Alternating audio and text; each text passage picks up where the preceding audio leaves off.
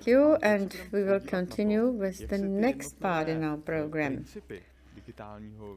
Now we will see how individual principles of digital education are applied in different places. Let us start with the example of primary school and kindergarten, Štírec nad Doubravou, and we may welcome the principal there of Mr. Benc, and he will speak about the appropriate application and successful application. So you have the floor if you can hear us, so go on. Thank you very much. I also would like to welcome all the listeners and viewers, as well as presenters to this conference. So I am the principal of the primary schools and kindergarten Štírec nad Doubravou, and I would like to speak about how we get closer to the future in a small school in a small town. Well, we have 360 pupils in the primary school and 130 kids in the kindergarten. We live and work in Štírec nad Doubravou town with 3,200 inhabitants. Well, the previous speakers and topics covered show that the future of education is closely linked with digitalization and technologies. That's quite understandable, and this is probably the only solution. I wouldn't say so. The document Strategy of Education Policy in the Czech Republic 2030 plus, there are several lines set up. Change in content, equal approach to quality education, support to teacher, higher expertise and higher funding. I think that this strategy, as approved, is correct, and we may approve it. Nevertheless, each and every one underwent education and is convinced that he or she can add something to it. For us practitioners who work at schools, who have to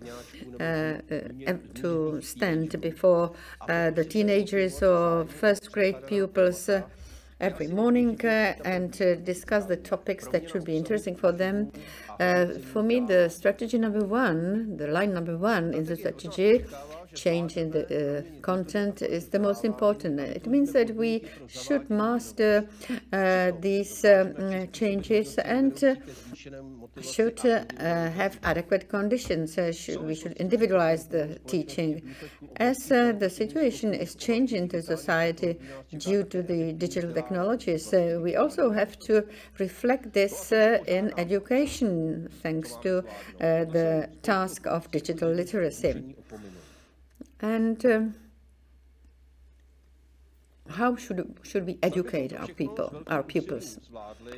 Perhaps we could manage finally, and we could enjoy our work unless we fight various myths and lies, so to say, wrongs. The notion of myth describes the phenomena in the education that are accepted and they are nonsense or even harmful. So this is a quotation by Mr. Steffel from the SEO schools, and I recommend to read his text on Google. I would say that myths are enemies of modernization. Well, this is an unhappy actor present in the educational process. I would say that just a follow-up of these myths are the parents and sometimes even the teachers. Why it is so? So this would be a topic for another conference. How we approach myths, how we fight them.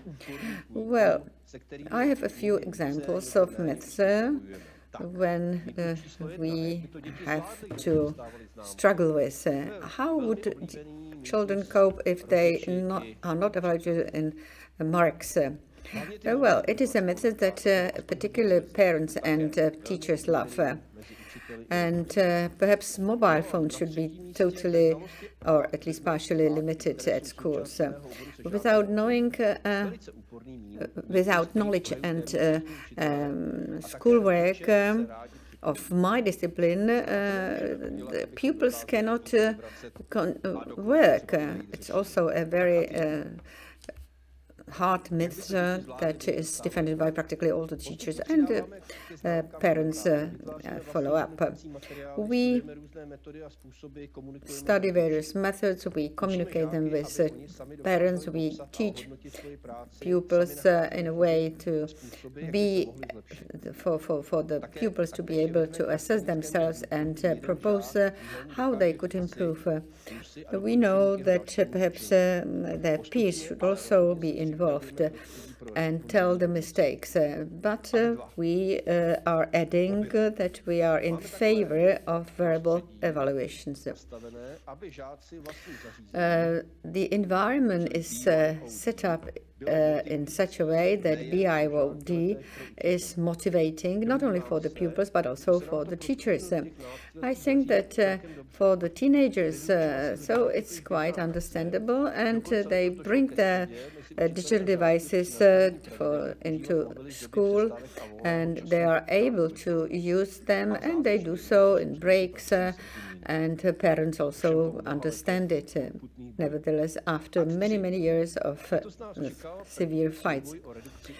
This year we wanted to reduce the school work or curriculum rather, and we managed only partially, but thanks to the changes in the teaching of new informatics, we managed to meet at least partially this aim. If we manage to find and involve digital technologies into the teaching, that's a success.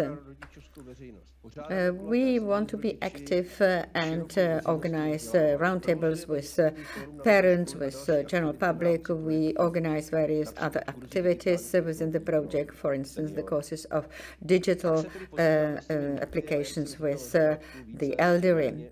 And this is the way how we fight these myths. And we are sometimes partially successful, sometimes better successful. We try to support digital literacy. We have an environment, we have tools, competent teachers.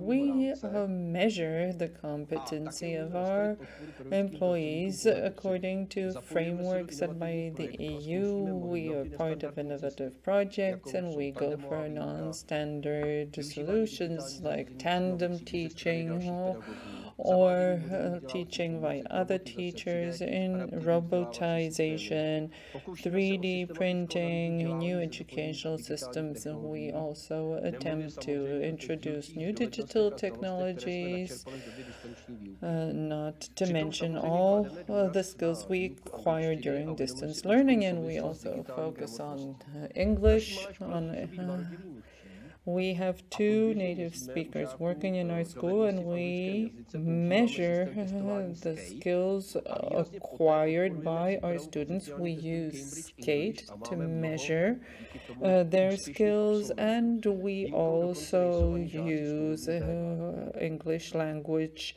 tests, and we have good achievements. We have a lot of students who have also achieved a B2 standard.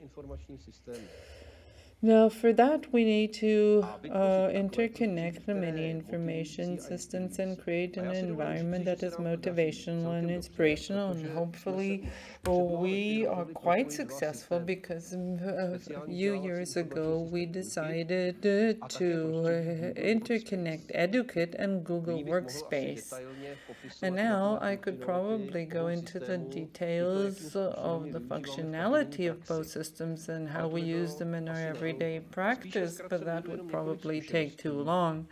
I will just mention some pieces of experience and or information. Educate is something that accompanies our students from the age of 2 to 15, and that applies to their parents as well. So our whole school agenda can be delivered through the system.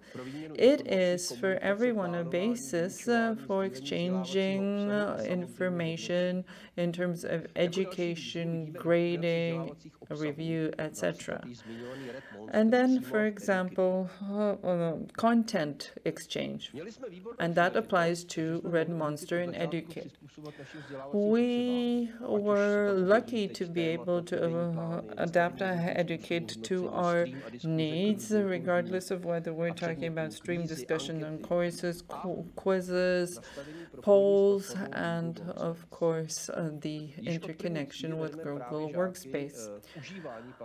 From first grade, we lead all of our students to Educate and Google Workspace, and then we can use normal applications that are used in distance learning, like Mean, Jamboard, but also SketchUp, Collab, and others.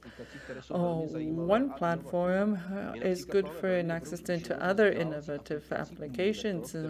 For example, we have a good experience with Umimeto, which was developed by the students of the Masaryk University in Brno. How do we use this in teaching? Planning and these tools are good motivation. We are not worried about launching innovative projects, so we have many options, many offers. The only problem is to make a good choice, and it's even worse to refuse people. So now we are part of 6 projects where we, thanks to this, acquire indispensable experience. We can also invest into hardware and software. For example, Corint, which is a software with educational modules with 3D technology and use of augmented reality. Of course, this is a huge scope which brings long-term bonuses. For example, the introduction of new informatics into the school educational program thanks to the involvement in former projects. All of these topics have been tested, particularly in terms of algorithms and robotization, and of course we have the necessary background tools available. A big challenge is also the effective interconnection with reading literacy. We have a part of the project, we are helping schools to achieve success. A standard material also is complemented by this in terms of digital content. In addition, we think about efficiency. When digital technology is becoming a part of the obvious, we try to introduce objective evaluation elements. We read literacy thanks to the adaptive module Čtenář, the reader, and I also spoke about Skate in English language, which measures skills within the EU reference framework from A1 to C2. Regarding the future of education, we know that it will be different from what it is now, and that's why I, in conclusion of my presentation, would like to outline some ideas. If we focus in our work and work with available technology, then of course that will only bring benefits to our students. In the near future, combined learning or hybrid learning will become essential. There are many forms to that, and hybrid learning could be highly individualized, which is one of the challenges for the future. For our parents, stressed out by 2 years of distance learning, this seems to be a huge obstacle. However, we have first indications that people are using it and that they can combine physical presence in school as well as homework. I am sure that this will be approachable to more parents eventually. Through various methods, we try to collect data on how successful we are. If we don't have this data, we will often be only in the realm of discussions and potential contemplations.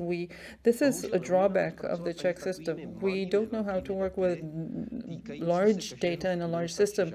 This also applies to minor data in the case of one student or one pupil. We need a systems approach. We need assistance and help because we can't do it on our own. So hopefully this conference is a way of how to attract digital experts to education. Finally, I'm very glad I had the opportunity to speak here at this conference. I'm glad that I can share some wonderful ideas with other participants. If you're interested, I would like to share my own experience or ideas that we use in our practice. Wishing you good health and a good mood day in, day out. Thank you for your attention.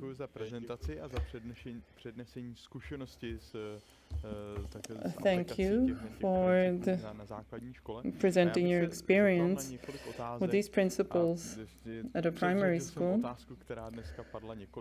And I have a question that I've posed to many people many times today.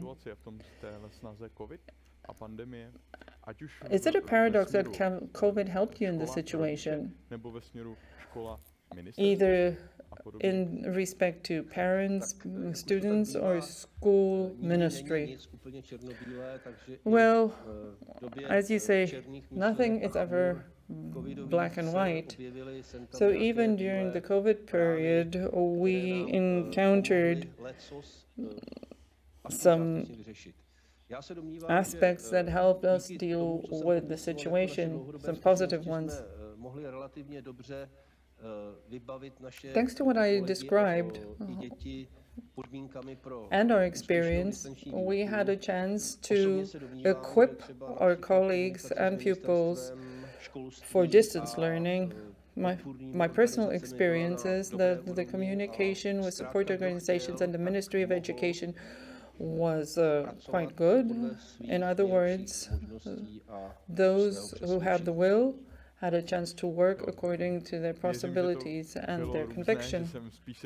I believe it was different to everyone, but I just wanted to ask whether, in general terms, whether this accelerated some processes that you have been striving for some time before. Yes, I'm sure. As mentioned, many colleagues, because they were forced to actually do in terms of distance learning, they acquired a lot of positive experience, but we also lost 1 year. And we couldn't strategically work on the objective of efficiently introducing digital technologies into learning. And that's another thing, because now we have this fraction skills.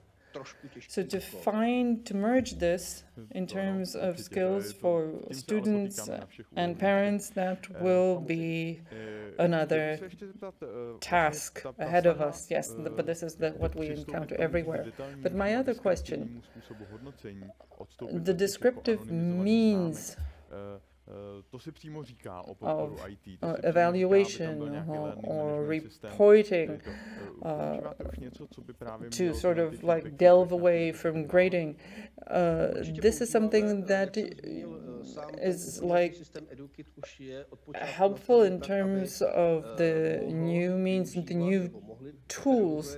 Yes, EduKit has already been set up for teachers to be able to use new methods of individual reporting or review or evaluation. Could be combined or in terms of grade or oral or verbal description, verbal review, which will come eventually to formative review. That means providing a feedback as to where the pupil or student is and how to make him or her more successful, when to use a summary, when to use responsive reporting. Here we have many good means of how to use digital technology, and hopefully this is something that we'll have in the future as well. Well, I think that apart from parents or those that insist on grading, I'm sure that you have some other influences, probably from the secondary school. Secondary schools probably want grade averages of students. Maybe you will need to perform a transformation unless you manage to persuade secondary school. Have you been dealing with that? Well, in my view, this is not a major problem. Transformation or transfer into grade is the minimum. Of course, we can use a percentual system if we provide a summary evaluation of the student, but the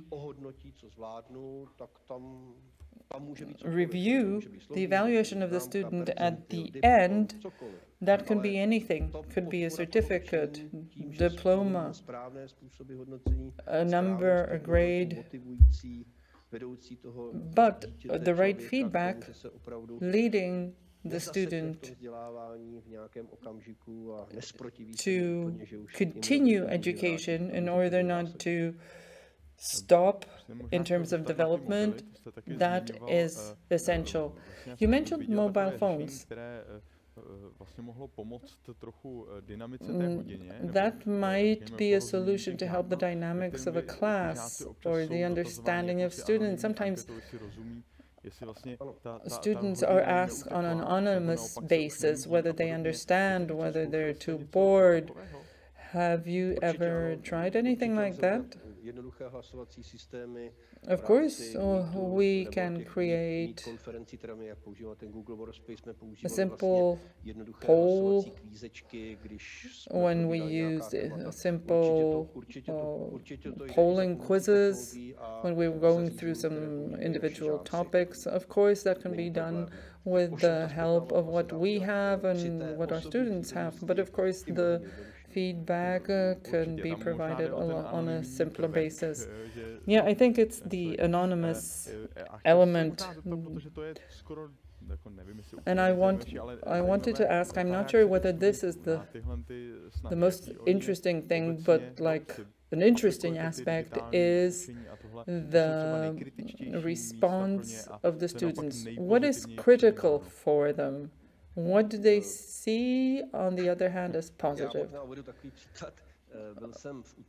Well, I'll give you an example. On Tuesday, I went to a seminar with the topic of competences, digital competences of teachers and pedagogical staff. And there was a colleague there who spoke about this. And he gave an example of kids coming into a computer classroom, and he was caught off guard by the fact that they didn't really know how to use a mouse and a keyboard.